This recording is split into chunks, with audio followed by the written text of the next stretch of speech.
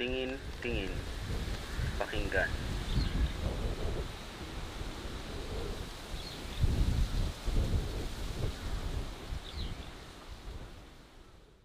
Minsan, isipin mo na lang kung paano ang taong mahal mo ang nakaranas ng pangaupuso dahil sa kanyang kasarian.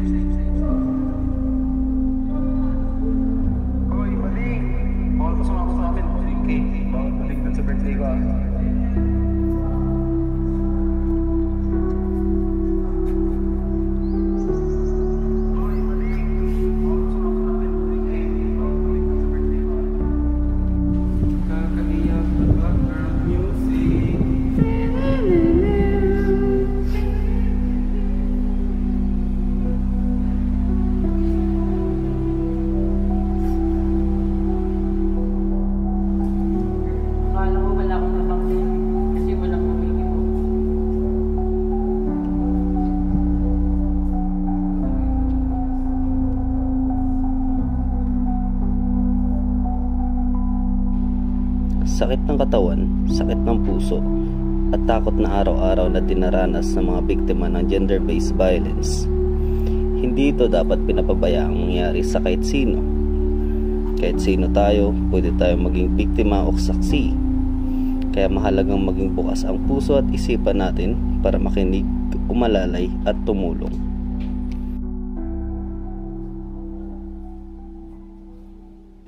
Hindi mo kailangan maging malakas mag-isa. May mga grupo at taong handang sumuporta.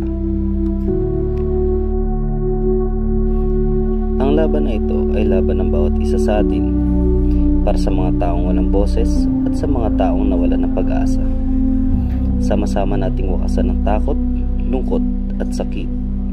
Magsimula tayo sa simpleng pagkilala na karapatan ng bawat isa na mabuhay ng ligtas. Huwag tayo maging tahimik. Tumindig tayo, magsalita at makiisa para sa pagbabago ng ating prinsipyo. Isang mundo na walang lugar para sa karahasan.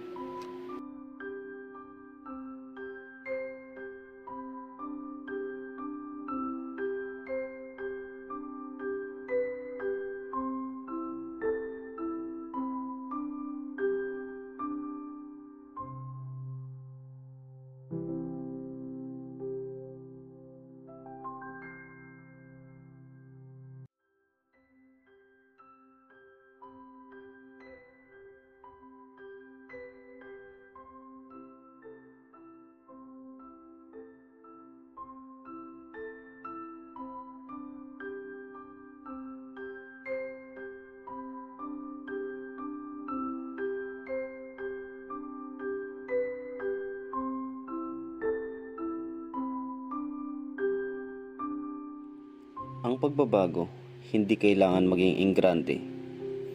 Minsan, sapat na ang pag-unawa, sapat na ang pakikinig, sapat na ang aksyon.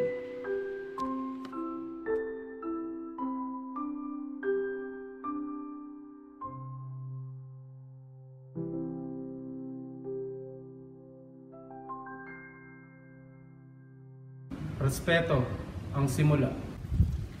Walang pinipiling kasarian. Pakinggan mo sila. Tayo ang proteksyon ng isa't isa.